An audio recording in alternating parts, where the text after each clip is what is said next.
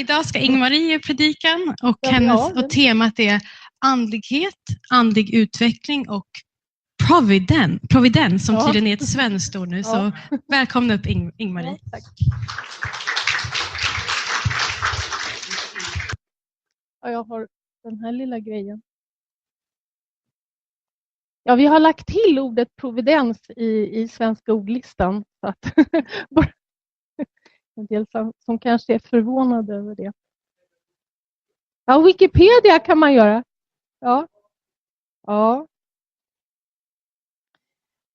Så dagens ämne är andlig utveckling och providensen.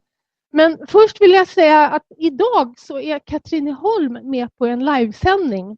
Ja, så om vi alla kunde säga hej och applådera Katrineholm. Hej. Ja, de ser oss inte, de måste höra. Så kan ni... Ja, god jul. Ja, god jul till Katrineholm i alla fall. Och hoppas att ni hör där att tekniken fungerar. I alla fall. Jo, förra söndagen då testade vi igen att ha en sån här öppen gudstjänst. Och idén det var att ta ett ord från principerna eller Fars ord. Och sen tala om sin egen erfarenhet och helst en personlig upplevelse. Och temat det var ju ärlighet. Och jag är tacksam för de som talade. Det var Bodil och Tatjana. Tim hade 2 stories som han berättade. Och Lorens mamma berättade inspirerat. Kenzo berättade om sin nya förståelse om Sverige. och så berättade jag någonting. Ja.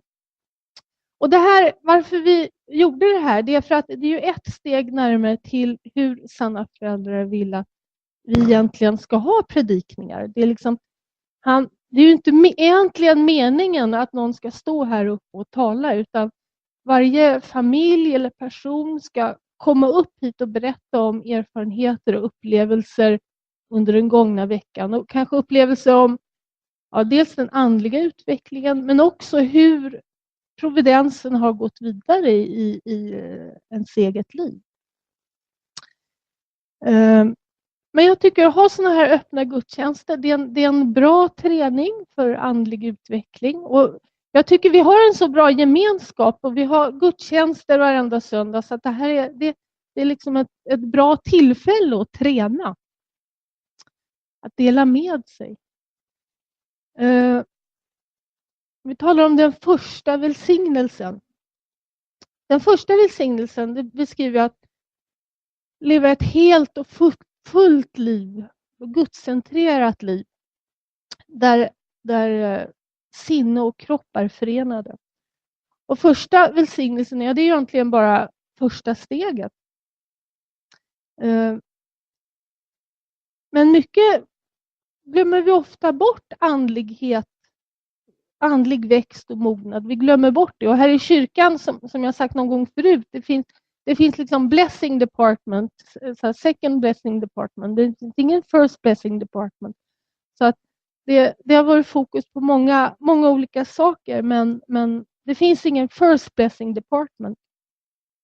Men vi vet att utan att konstant vårda sin själ så kommer vi liksom ingenstans. Vi behöver andlig utveckling och vi behöver det för att komma framåt. Och vi har i flera år talat om eget ansvar och ownership. Men det här är den andliga växten är någonting som vi själva måste ta ansvar för.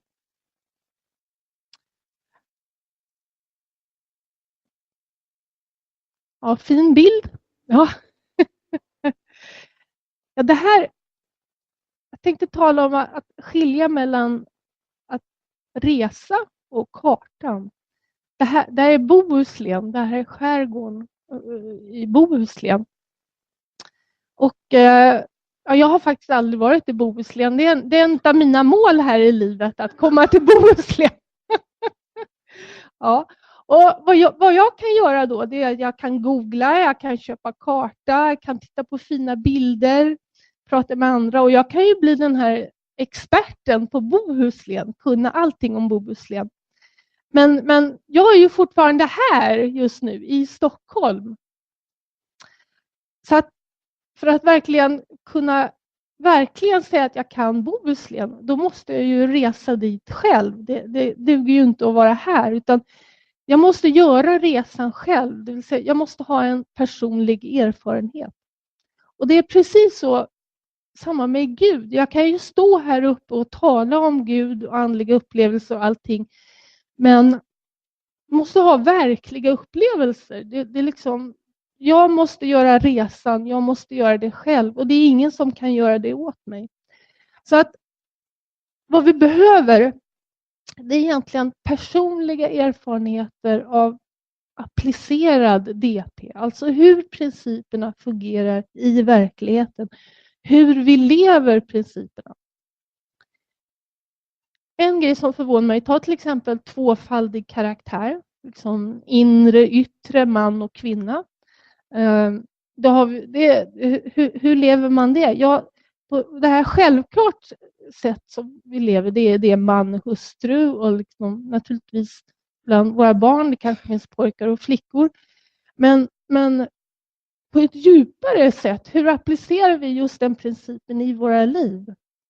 Så att bara min första tanke är att vi har egentligen bara skrapat på ytan på vad som egentligen finns. Så att vi måste gå djupare, vi måste tränga djupare i principerna för att verkligen kunna använda dem.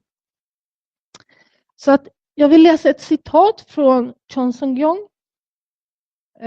Och jag läste det med Katsuki häromdagen. Eller häromkvällen. God guides the providence in history.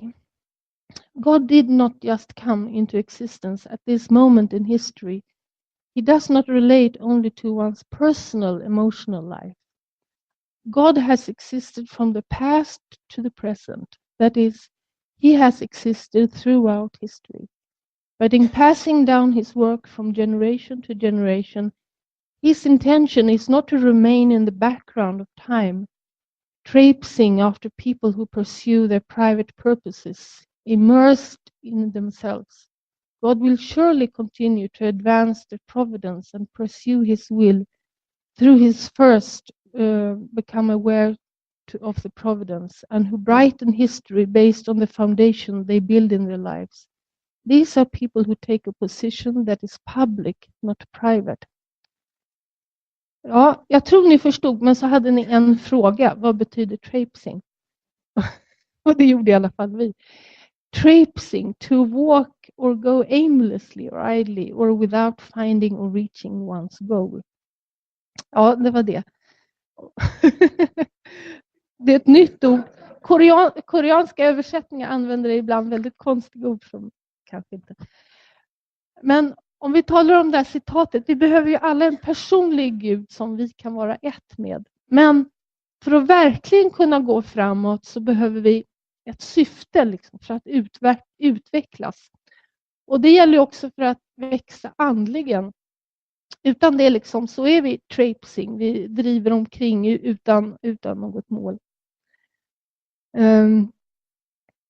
Och Sannefar som man läser här, min känsla för Sannefar, om någon frågar vem är Sannefar, då är en sak som jag tänkte man kan säga, det är att man kan helt säkert säga att det är en man som verkligen kände Gud, som kände Guds hjärta, som kände Guds omständigheter. Och han har förklarat och lärt ut om Gud, så det finns egentligen inga mer frågor när det gäller det. Och han berättar här om Guds egna förhoppningar, omständigheter och hjärta.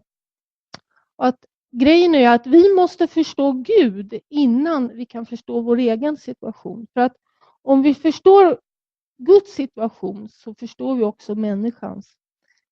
Och varför det? Jo, för att Guds syfte, det är vårt syfte. Och vårt syfte är Guds. Sanna föräldrar har ju sagt att Gud finns alltid hos oss. Han är så nära oss så att vi upptäcker det inte ens. Han är lite för nära. Så att det inte ens märks. Då har jag en egen upplevelse här om veckan. Jag gick och la mig rätt så sent. Och jag var sådär oerhört trött. Jag var så trött så att jag kunde inte röra på kroppen. Ja. Jag kunde tänka fortfarande. Ja. Lite sådär slött. Men jag kunde tänka. Men jag kunde inte röra på en enda muskel faktiskt. Så trött hade jag blivit. Så att jag var på en slags zero-nivå.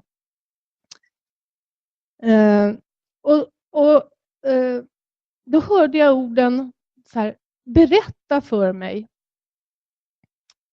Och den här rösten, den var så nära så att den liksom kom inifrån.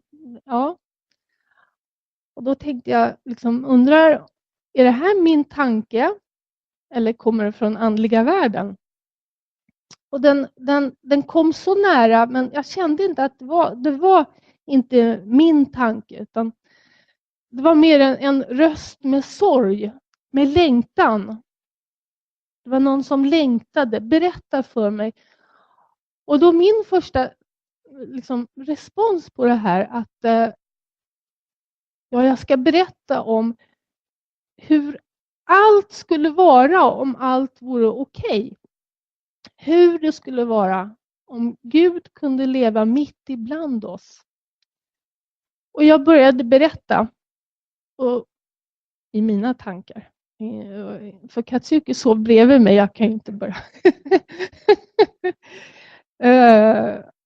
Så jag berättade i mina tankar liksom, hur skulle världen se ut. Och jag berättade bra bit på natten och sen nästa dag också så fortsatte jag att berätta. Ja. Jag berättade om en ny kultur och en ny värld med annorlunda relationer mellan människor. Så jag tänker inte berätta vad jag sa, för att ni får ha er egen vision. Liksom, berätta för Gud hur det skulle vara om Gud kunde leva bland oss.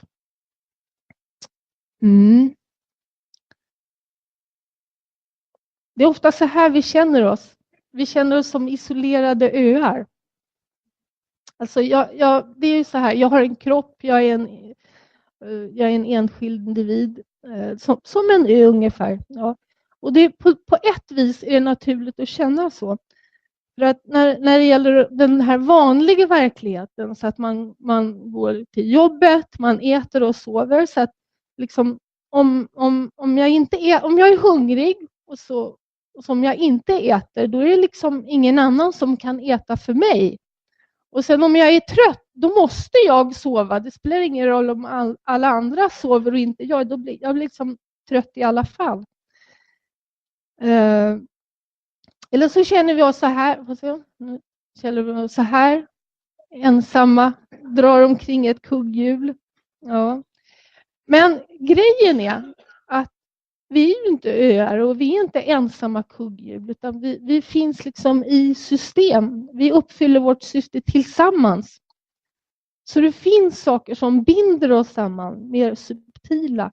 Men jag tror att för att verkligen upptäcka alla de här bindningarna så måste vi öppna våra andliga sinnen. Vi måste betona andlig utveckling i våra liv. Och därför behöver vi också Gud för att kunna föra samman allt det här. För att kunna utvecklas så behöver vi Gud. Vi behöver få en relation till Gud.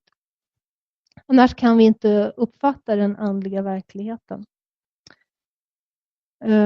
Och det är just det här att om vi kan få kanske en sån här en kollektiv upplevelse eller insikt om Gud, då kan Gud leva mitt ibland oss. Att han har liksom en landningsplats hos oss. Och det kanske till och med är så att när det gäller andlig utveckling, att det är inte någonting som vi kan göra ensamma. Vi måste göra det tillsammans. Jesus sa ju att när 2 eller 3 av er är församlade, då är jag mitt ibland dem. Och det verkar vara en andlig princip. Och Sanne Far, han talar ju om samma sak. 2 eller 3 människor ber, 3 varelser eller 2 varelser, det räcker, för att tillsammans med Gud så blir vi 3. Och det är allt man behöver ha som en början. Så andlig utveckling, det har en viss tendens att bli lite lätt egoistiskt. Men jag tycker att vi kan tänka på att göra det mer kollektivt och kanske ha såna här öppna gudstjänster ibland och delta allihopa.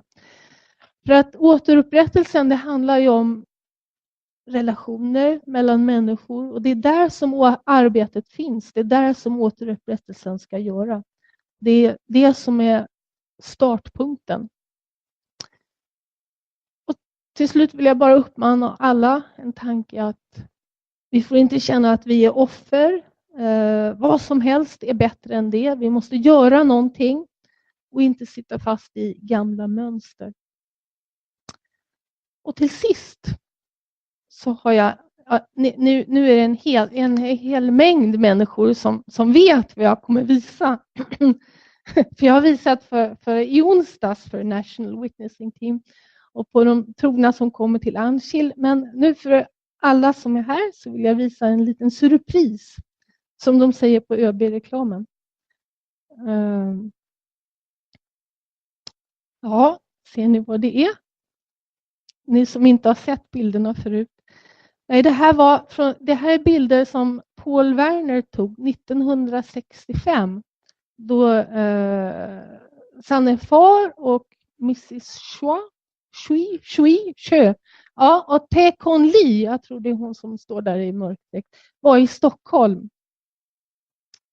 Och det är Alf Mönnesland i Norge som hittar de här på Tae-Kon Lees hemsida eller Facebook-sida. Och Steiner skickade dem till mig. Så det var väldigt roligt. Här står det obehörig trafik förbjuden. Han tyckte verkligen det var roligt att se på högvakten, det kan man se. Nästa bild. Ja. Det är Strandvägen, tror vi. Ja. Och den här lilla pojken där vi kommer fram till, det är Mikael. Ja. Ja. Ja. Ja. Ja. Observera, väldigt fin Saab. Ja. Jättefin. Ja. Ja. Och nästa. Ja, här är naturligtvis från Humlegården, från Linnéstatyn. Mm. Ja. Så jag kommer skicka ut de här bilderna till alla. Mm. Ja, men det var allt för idag. Tack så mycket. Mm.